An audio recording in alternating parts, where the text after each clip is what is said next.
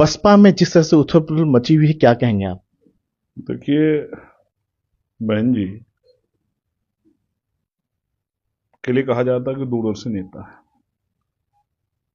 और आज के हालात में जहां एक तरफ वो शक्तियां जो बाबा साहब अम्बेडकर मान्यवर काशीराम साहब और अन्य जो महापुरुष हैं उनके आंदोलन को कुचलने का काम कर रही है, ऐसे समय पे उनका उसकी ओर उस तरफ ध्यान ना होना ये बड़ा चिंता का समय है।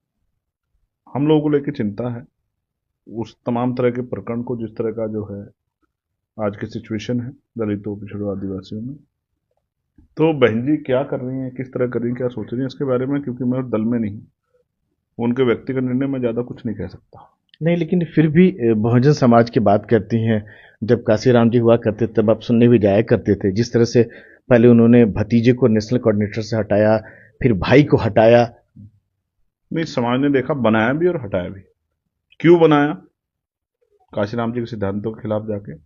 और क्यों हटाया ये बेहतर वो जानते हैं। समाज भी सब देख रहा है कि अब वहां सिर्फ पारिवारिक लड़ाई रहेगी, बाकी जो है मिशन का काम तो आजाद समाज पार्टी भी हमारे में और हम लोग कर रहे हैं। और मैं अब उन पर ज़्यादा समय नहीं खर्च करना चाहता। वो हमारी बड़ी हमेशा सम्मान्य रहेंगी, हम लोग उनका आदर करते हैं, लेकिन हमें मिशन का काम करना है। हम पूरी एनर्जी मिशन के काम पर लगा रहे हैं, लोगों को जागरूक करने के लिए।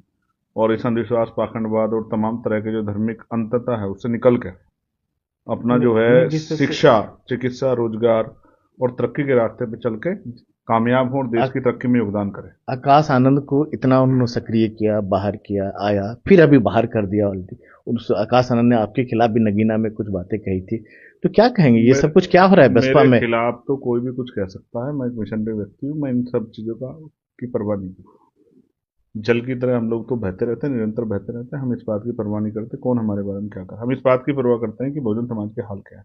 और आज बहुजन समाज के हाल बड़े चिंताजनक है।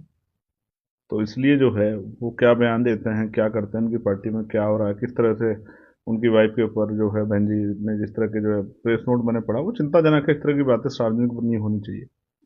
ये एक तरह से ऐसा लग रहा है, उसका मीडिया के लोग भी चर्चा कर रहे हैं कि घर की बातें जो है, बंद कमरे की बातें, और वो हवा में तैर रही है, सब तक जा रही है। ये बड़ा चिंता का समय है। मैं भी तो उनसे भी कहूंगा कि इनको धैर्य रखना चाहिए। अब मायावती जी कह रही हैं कि हमारे लिए पार्टी महत्वपूर्ण है, परिवार कोई महत्वपूर्ण नहीं है, जीते जी हम किसी को उत्तराधिकारी नहीं बनाएंगे। तो अब मैं इस पर पहले उत्तराधिकारी बना, इन्होंने तो बनाया था, किसी और ने थोड़े, मैंने थोड़े बनाया। और पहले परिवार को साथ भी रखा, नेशनल कोऑर्डिनेटर भी बनाया, उत्तराधिकारी बनाया, तो आप ही ने बनाया। तो अब आप कह रहे हैं कि ये जरूरी नहीं है, तो ये तो आप ही बेहतर जानते होंगे कि आप क्या सोच, तब क्या सोचते थे, अब क्या सोच रही। मैं इस पर ज्यादा कुछ नहीं कह सकता, उनका व्यक्तिगत निर्णय। रंजीत दीर्घायु, इसकी मैं काम नहीं करता।